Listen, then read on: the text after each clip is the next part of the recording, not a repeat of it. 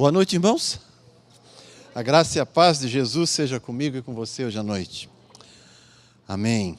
Bendito seja o nome do Senhor. Para nós é sempre um privilégio podermos ouvir a voz de Deus no meio de voz humana. É sempre um desafio discernir o que Deus está falando quando as pessoas estão falando. E eu dou graças a Deus que Deus não escolheu gente especial para partilhar a palavra dele. Ele escolheu pessoas como eu e como você. Nós não temos nada de especial, nada de diferente daquilo que qualquer irmão ou irmã tem, senão um chamado para fazer isto. E a Bíblia diz que quando Deus chama para fazer alguma coisa, Ele sempre de alguma forma capacita a fazer aquilo para o qual Ele chama. E esse é o privilégio que a gente tem de poder servir ao Senhor na vida de cada um de vocês.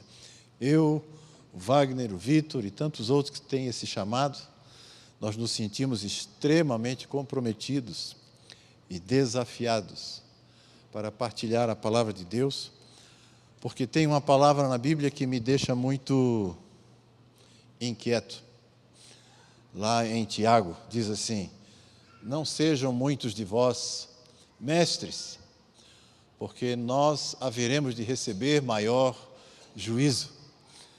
Então a gente sabe que quem abre a boca para proclamar a palavra de Deus de alguma forma, lá naquele dia, quando o Senhor chamar todo mundo na presença dEle, e tiver todos os crentes naquele grande anfiteatro maravilhoso, eterno, ele vai chegar, um anjo vai chegar e dizer assim: o Senhor está se preparando para conversar com a gente, com vocês. Todo mundo que ensina, que já ensinou a palavra de Deus, que foi chamado para ensinar de alguma forma, pode sair dessa sala, vai tudo para outra salinha ali, a conversa vai ser diferente. E esse lance de ir para a salinha, irmão, é assustador, né? A gente tem sempre que ficar preocupado com isso. Por isso que a gente sempre procura falar e proclamar com zelo a palavra de Deus sobre a vida dos irmãos no nome de Jesus. Amém? Glória a Deus. Convido você para abrir a sua Bíblia. Achou aí? Eu ainda não. Está aqui. Achei. Hebreus capítulo 10. Hebreus capítulo 10, versículos 19 a 21. Hebreus 10, 19 a 21. Tendo, pois, irmãos, intrepidez, ousadia, para entrar no Santo dos Santos pelo sangue de Jesus, pelo novo e vivo caminho que Ele nos consagrou pelo véu, isto é, pela sua carne, e tendo grande sacerdote sobre a casa de Deus, aproximemo-nos com sincero coração, em plena certeza de fé, tendo o coração purificado de má consciência, e lavado o corpo com água pura. Amém. Senhor, nosso querido Pai, nós aguardamos na sua palavra hoje à noite. Eu peço que ela fale comigo, fale com meus irmãos, fale conosco e dê direção para a nossa vida, para aquelas coisas especiais, necessárias e fundamentais que o Senhor tem para falar ao nosso coração e dar direção. É o que nós esperamos hoje à noite, Pai. Confiamos no Teu Espírito e esperamos no Teu Espírito, porque sem Ele a gente não pode manifestar nem pregar absolutamente nada. Nós assim oramos agradecidos em nome de Jesus. Amém. Glória a Deus. Eu tirei o meu casaco, então eu queria pedir para o irmão que está lá com o controle do ar-condicionado na mão, que vem aqui na frente desligar esse menino que está em cima de mim, porque senão quem vai ter 40 graus de febre vai ser eu hoje à noite. Oh, irmão, isso, glória a Deus, aleluia. Está um ventinho fresco aqui em cima de mim, irmão. Aleluia. Minha esposa já me advertiu, não faça uma retrospectiva muito longa. Mas eu preciso fazer uma retrospectiva, irmão. Eu disse que eu queria terminar esse tema que eu comecei nas 2 vezes anteriores, Então eu queria recapitular um pouquinho para você acompanhar um pouco do meu raciocínio, daquilo que eu gostaria de partilhar com você. Na primeira mensagem, algumas semanas atrás, eu partilhei com você o fato de que a Arca da Aliança, ela simbolizava no Velho Testamento o que o Espírito Santo representa e é no Novo Testamento. O ensino sobre a presença de Deus por meio na arca, no Velho Testamento, estava querendo falar de maneira simbólica sobre uma realidade. Qual realidade? A realidade da presença do Espírito Santo habitando em nós. Nós somos o santuário de Deus. Nós somos, para com Deus, o lugar sagrado, o santo dos santos, o lugar santo, aonde a arca era colocada lá dentro daquele lugar chamado Santo dos Santos. Nós somos, para com Deus, esse lugar santo dos santos, aonde essa arca é depositada, esse Espírito Santo é depositado. Aonde estava a arca, ali estava a presença de Deus. E assim nós entendemos também que aonde está o Espírito Santo, aí está a presença do Senhor. Então todo aquele que foi construído como templo de Deus, recebe a arca. Isso significa para nós, no Novo Testamento, que todos nós que fomos constituídos como habitação de Deus, veio morar em nós a arca, veio morar o Espírito Santo. Então, qual é a grande certeza de que a pessoa tem, de que ela é filha de Deus? A certeza que ela tem é a presença do Espírito Santo habitando nela. Amém, irmão?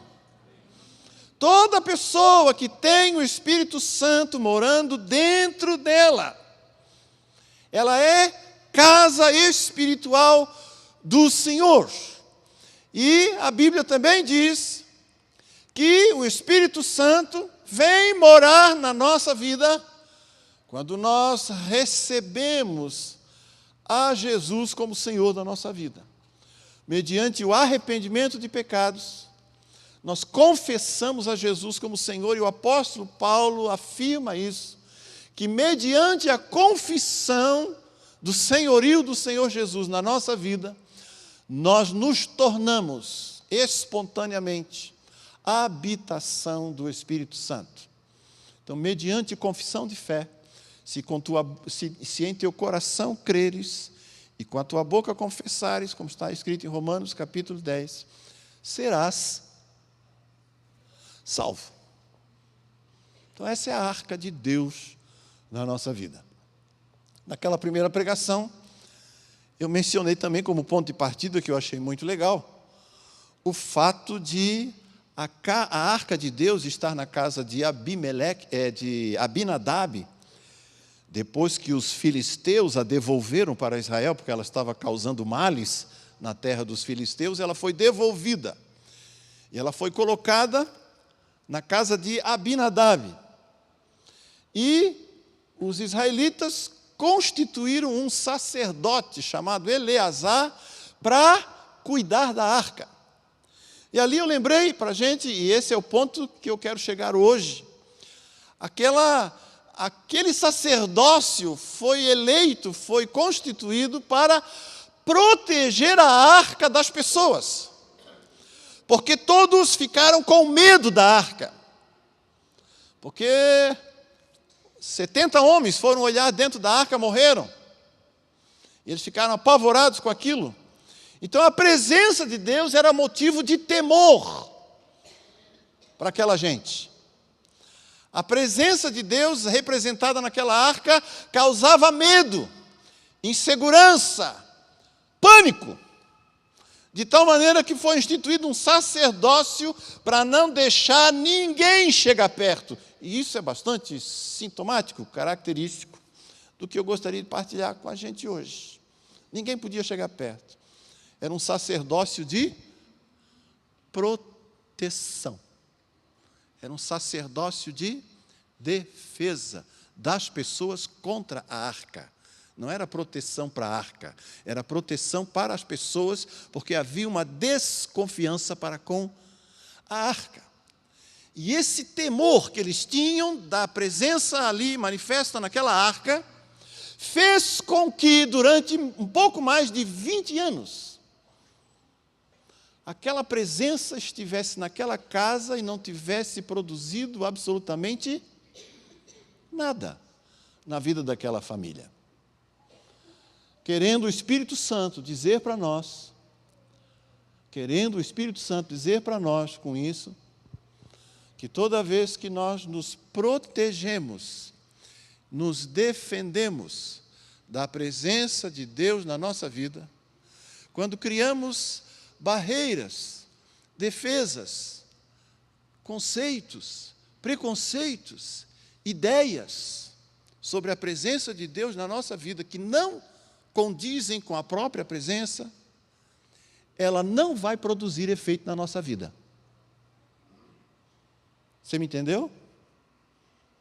Toda vez que eu e você, ao lidarmos com a presença de Deus, lidarmos com desconfiança, com medo, com temor, com insegurança, ela não poderá produzir em nós o que ela quer produzir. Como não produziu por mais de 20 anos na vida do Abinadab e da família dele e de todo Israel. Após 20 anos, o Davi se torna rei e decide levar a arca de volta para Jerusalém, porque Davi sabia que era a manifestação da presença de Deus, e ele queria a arca lá. E quando eles estavam levando a arca, num carro de bois, novo, etc., botaram a arca em cima e o boi tropeçou e um tal de Uzá foi botar a mão na arca para segurar e ele também morreu. E de novo Davi disse, meu Deus, deixa eu parafrasear Davi, isso não está na Bíblia, tá? Davi deve ter olhado aquilo e disse, meu Deus, depois de 20 anos, o nosso problema continua. Não se resolveu nada. O que é que nós vamos fazer, gente? Não dá para levar essa grande arca para Jerusalém. Como é que nós vamos fazer? Alguém deu uma ideia, tem um tal de... já sabe, até o nome, Obed-Edom. Vamos botar a casa na casa dele? Ele disse, não, eu topo. Pode trazer a presença para cá, pode trazer a arca para cá, eu topo. Para mim vai ser uma honra. Estou parafraseando, se não está na Bíblia. E a arca é levada para a casa do Obed-Edom. E após aproximadamente 3 meses, um dos oficiais de Davi vai lá e dizer para o Davi, Davi, não sei o que aconteceu lá, mas a vida do Obed-Edom virou do avesso. Deus está operando lá. Ele está sendo próspero, ele está sendo abençoado, a família dele está sendo abençoada. Tudo que ele está fazendo e vivendo, está experimentando a bênção de Deus. Durante 20 anos esteve na casa do Abinadab e não fez nada. E agora, em poucos meses, já estava virando uma família em um lugar do avesso. A atitude do Obed era oposta à atitude do Abinadab e da sua família. O Obed se expôs à presença, se alegrou na presença, foi para a presença, a arca, e ela produziu os resultados de se manifestar como presença na casa do Obed. Ela não se manifestou, ela estava lá. Olha, isso é importante porque eu estou dizendo hoje. Ela estava lá, mas não se manifestou na casa do Abinadab. Ela estava. Mas, na casa do Obed, a presença estava lá, e a presença se manifestou. Querendo também com isso, irmão, o Espírito Santo dizer para a gente que a presença de Deus, por meio do seu Espírito Santo, pode estar na nossa vida e não se manifestar. E pode estar na vida de outra pessoa e se manifestar. Porque a manifestação da presença não tem a ver com a própria presença. Tem a ver com o lugar aonde ela está. Você ouviu isso? A manifestação da presença tem a ver com o lugar onde ela está. Se nós somos receptivos à presença, ela se manifesta. Se não formos receptivos à presença, ela não se manifesta. É a atitude da pessoa que guarda a presença que vai definir a manifestação dela ou não. Nós somos o santuário. A presença está no lugar certo. Ela está em nós. Ora, ela vai se manifestar na vida de alguém ou não se manifestar na vida de alguém, dependendo da atitude daquele santuário. É a atitude do santuário que define a manifestação da presença. Isso é tão, tão, tão importante para a gente lidar com a presença de Deus. Tão necessário. No domingo passado, eu mencionei e enfatizei que essa presença tem uma manifestação de mão dupla. Há um caminho que vai e há um caminho que vem. Porque a pergunta que se faz, obviamente, sim, pastor, ok. A gente olha para a vida de cada um de nós, você olha para mim, eu olho para você, e a gente se alegra que a presença está ali. Mas por que na vida de um acontece, na vida de outro não acontece? Por que a vida de um manifesta de um jeito e na vida de outro parece não manifestar? Por que alguns irmãos parecem tão cheios das coisas do Senhor e outros parecem tão vazios? Por que alguns têm tanto prazer nas coisas espirituais e outros não têm prazer?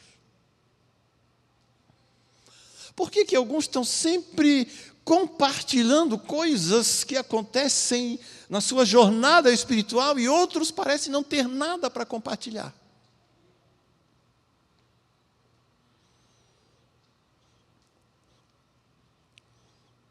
Porque a questão da presença de Deus, ela é uma via de mão dupla. Ela é uma via de mão dupla. A presença veio até nós, por meio do Espírito Santo. E agora essa presença que veio até nós, chama a nós para irmos à presença dEle. Parece estranho, né? A presença que veio, agora me chama para que eu vá. É essa compreensão de que o nosso relacionamento e a nossa jornada com Deus é uma vida de mão dupla, que faz toda a diferença. Então não são as habilidades que a pessoa tem, não é o seu nível intelectual, não são as suas qualificações para falar, para se articular. Não tem nada, absolutamente nada a ver com isso, nada a ver com isso. A manifestação da presença de Deus não tem nada a ver com isso. Você pode ouvir um pastor eloquente, com bons argumentos, uma pregação perfeita, e as pessoas dizerem que pregação bem feita, teologicamente, doutrinariamente, pastoralmente perfeita, e todo mundo ir embora do jeito que veio. E aí pode vir um outro pastor, um outro irmão, um líder, e fazer uma pregaçãozinha, até com falhas doutrinárias, com alguns erros teológicos. E de repente, irmão, O poder de Deus e a graça de Deus caem ali naquele meio de uma maneira extraordinária, poderosa.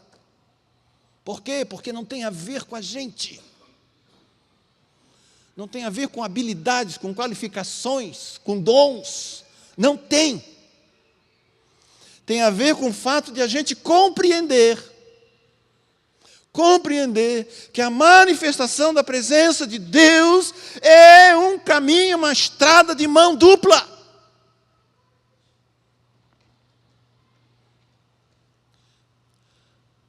A presença dele está. Mas a manifestação, irmão, guarde isso, mas a manifestação dele só acontece quando a gente vai até ela. Então eu posso ser como Abinadab, 20 anos a arca dentro da minha casa, e ele nunca foi até a arca. Pelo contrário, tinha um sacerdócio de afastamento. Tinha um sacerdócio de proteção. Um sacerdócio de arame farpado. Para impedir que se aproximasse. A manifestação da presença e do Espírito de Deus na nossa vida, ela se dá quando a gente toma a decisão de sair do lugar onde está e ir até ela. Ela foi posta dentro de nós num lugar chamado Santo dos Santos, que precisa que se entre nela. Então, pastor, pelo fato de estar dentro de mim, significa então que ela espontaneamente vai se manifestar? A Bíblia diz que não. Que não.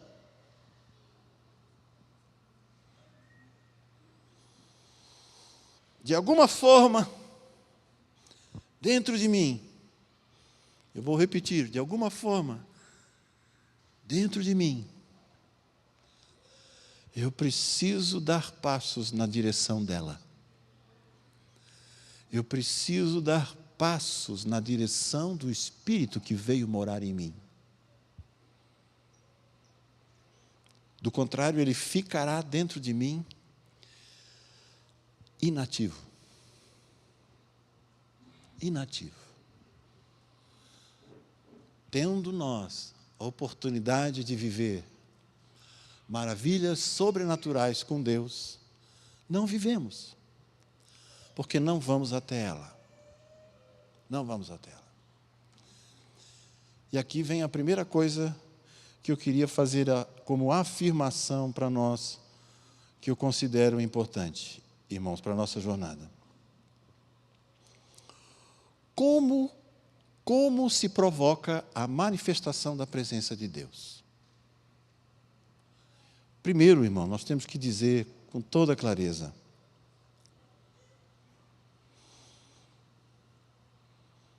paremos de tentar atrair a presença de Deus. Atrair a presença de Deus, fazer culto, louvor, oração, qualquer tipo de atitude para atrair a presença de Deus é atitude vã, é atitude inútil, é atitude tola, sem sentido. Vamos atrair a manifestação da presença de Deus. Como atrair quem já chegou? Como atrair quem já está? Não é verdade? O Senhor Jesus diz: quando 2 ou 3 estiverem reunidos no meu nome, ali eu estou. Ali eu estou. Eu fico imaginando a gente no papel de Deus, né? Num culto, onde a gente quer atrair a presença de Deus. Eu disse, não me viram aqui ainda? E eles cantam, e eles cantam, e eles oram, e eles oram, e eles buscam, e eles clamam, e eles choram. E eu aqui não me viram ainda? Eu fui o primeiro a chegar? E não me viram aqui? Porque onde 2 ou 3 estão reunidos no meu nome, ali eu estou. Jesus está aqui, irmãos. A Bíblia diz que Ele está dentro de mim e está entre nós. Ele está dentro de nós e está entre nós. Aqui. Ele está aqui. Eu acho estranho, irmãos. Estou aproveitando um pouco para dar algum tipo de instrução pastoral nesse sentido também. Eu acho muito estranho, igrejas que eu vou, e algumas situações aqui também em Montemor, em outros lugares, quando alguém que está ministrando a palavra ou ministrando o louvor e diz, Deus está aqui, aí dá um reteté no povo. Estão sentindo que Deus está aqui, e aí começa um reteté, irmão. Aleluia, glória a Deus. Uai, eu pensei que ele já estava. Ele chegou agora? Ele chegou atrasado?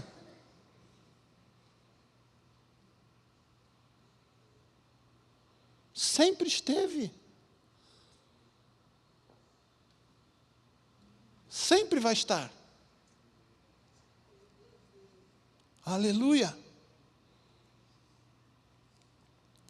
Portanto, irmãos, paremos de atrair a presença de Deus. Paremos de falar esse tipo de coisa. Paremos de tentar ensinar esse tipo de coisa.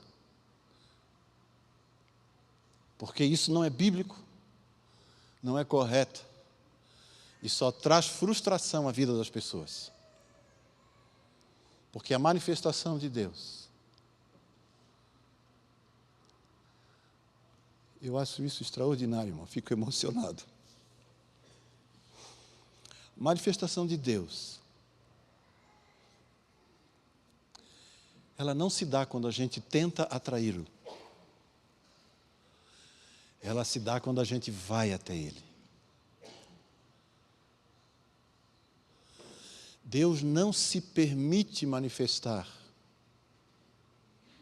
quando não se vai até Ele.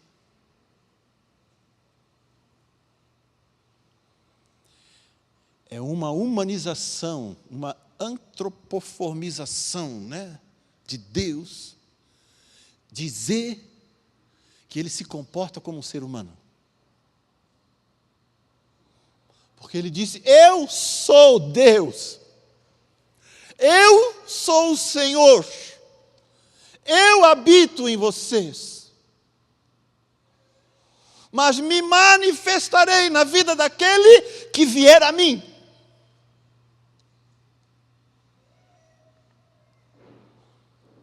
Deus não está aí na nossa vida feito cachorrinho, abanando o rabinho, correndo atrás da gente.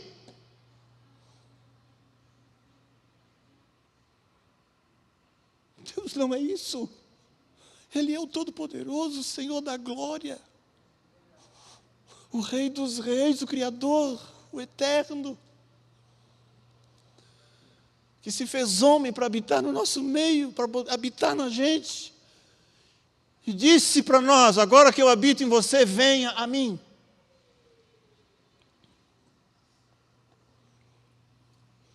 Salmo 104.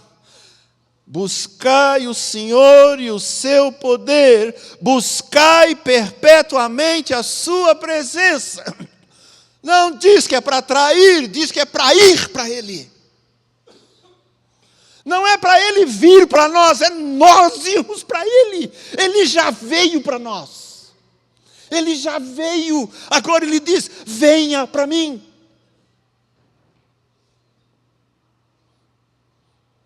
Buscai a sua presença. Buscai a sua presença.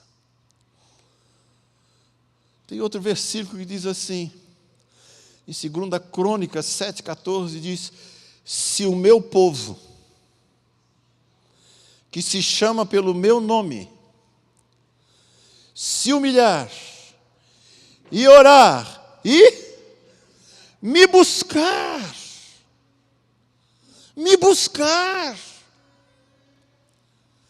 e se converter dos seus maus caminhos, então eu ouvirei dos céus, perdoarei os seus pecados e sararei a sua terra. No Sermão do Monte, o Senhor Jesus disse: batei. De quem é a atitude de bater? Nossa! Ele disse: buscai. Atitude de quem? Nossa! Orai. Atitude de quem? Nossa!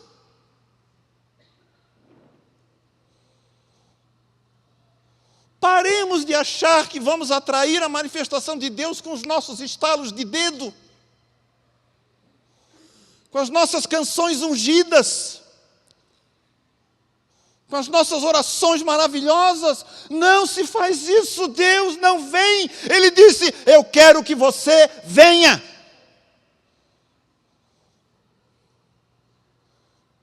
Venha. O texto que eu li na abertura de Hebreus 10, o versículo 21, ele diz: e tendo grande sacerdote sobre a casa de Deus, no versículo 22, aproximemo-nos. Uau! Aproximemo-nos, Vitor. Aproximemo-nos.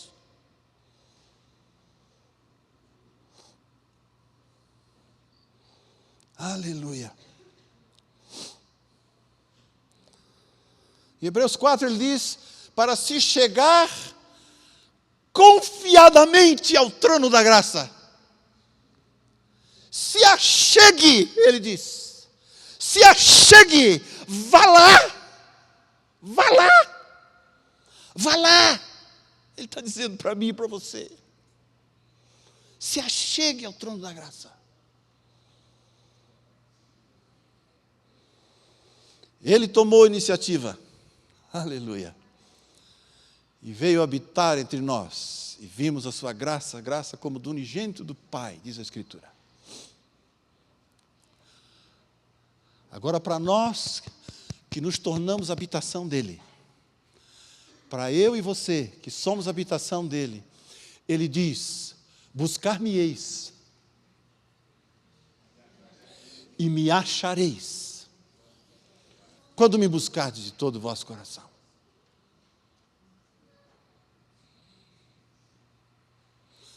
Então, meu querido irmão, minha querida irmã, não caia na armadilha.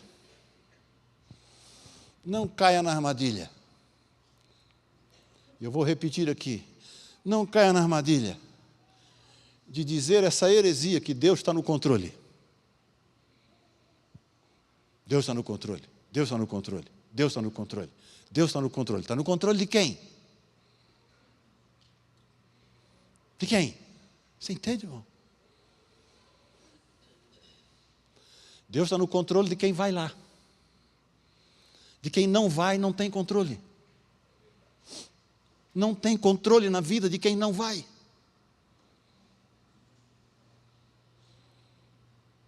Na vida de quem não vai, mesmo estando com a presença, corre os riscos de viver do jeito como vivem os incrédulos. E é por isso que o apóstolo Paulo disse, como eu falei na primeira pregação, que quando a gente vive como os incrédulos, sem buscá-lo, o risco de entristecermos o Espírito e depois apagarmos o Espírito é muito, muito grande. Muito grande.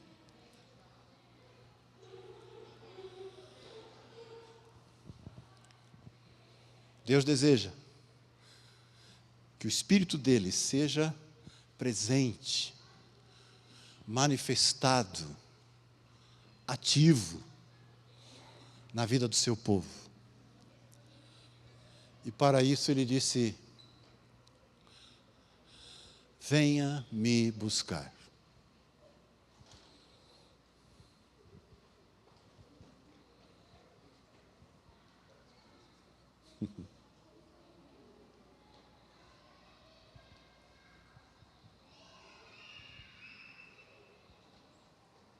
Passou, gurizada.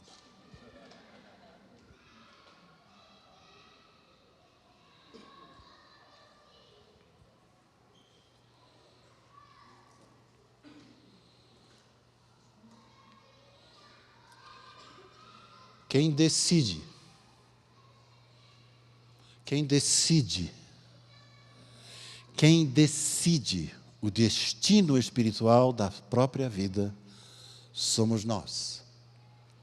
Quem decide o destino espiritual da sua própria vida é você. Não é Deus. Não é Deus. Ele só toma para Ele o que é dado para Ele.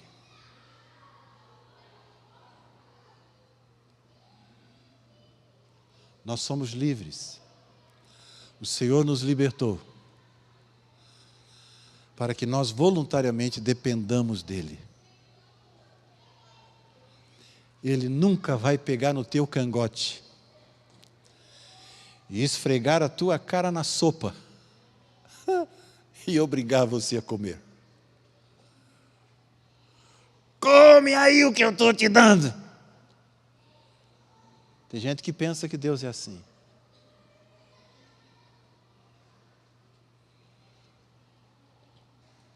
Quero terminar, que nós vamos partir para a ceia.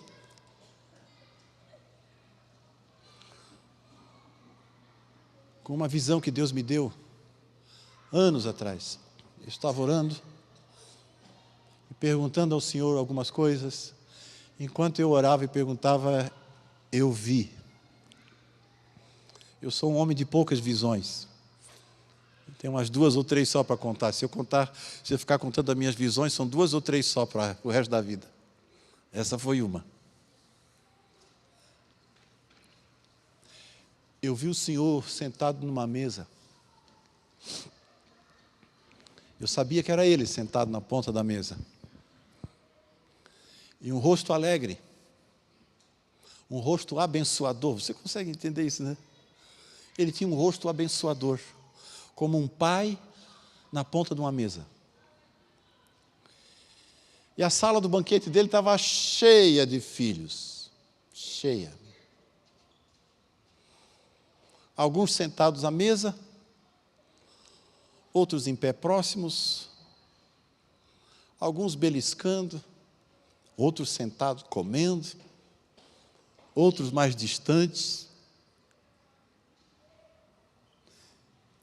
E eu ouvia a voz que saía da ponta da mesa dizendo: meus filhos, sirvam-se. Sirvam-se. E só alguns se serviam. A maioria não se servia. E eu vendo aquilo depois que terminou, perguntei: Senhor, de que o Senhor está falando? E Ele me deu a resposta. E Ele disse: como você observou, os filhos que se servem da minha mesa são os filhos que me ouvem.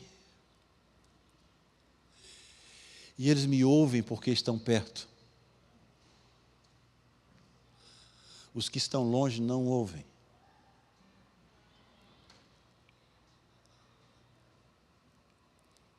E você ouviu uma voz que dizia: sirvam-se. E só ouvia a voz do sirva-se quem estava perto da mesa.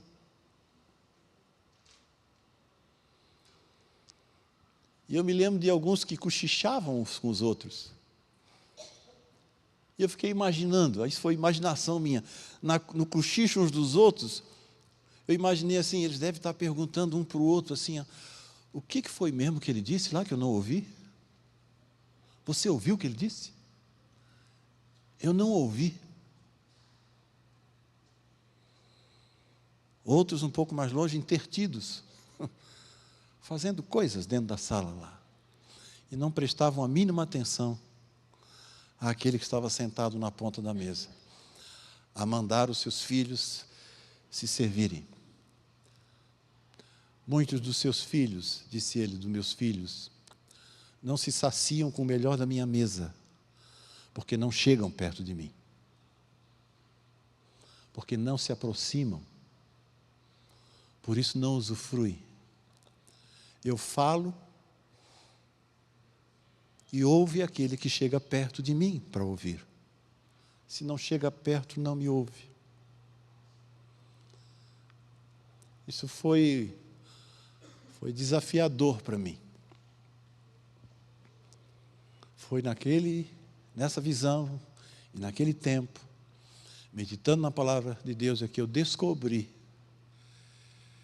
que presença de Deus não se atrai. Presença de Deus se contempla. Presença de Deus não se atrai. Presença se contempla. Porque se eu e você chegarmos a contemplar a presença de Deus, é porque, de alguma forma, nós fomos até ela. Nós fomos até ela.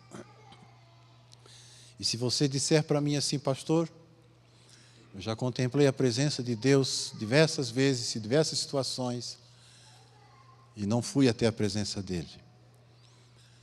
Então eu queria desafiar você a pedir graça do Senhor e pedir para o Senhor mostrar para você quem é que anda buscando e chegando na presença de Deus a teu favor. Porque tem gente indo para lá. Porque um dos maiores prazeres de quem vai até a presença de Deus é poder pegar comida para dar para quem está com fome e não soube chegar perto da mesa. Que não pôde se servir sozinho porque não ouviu. Precisou de alguém que fosse lá buscar para ele. Eu sou muito grato a Deus, irmãos, que Deus é uma agência também de marmitex. Sou muito grato a Deus. De que Deus dá marmitex para quem vai lá buscar para outro. Mas a grande alegria é ir no restaurante. Comer marmitex é bom, mas o prazer é conversar com o chefe.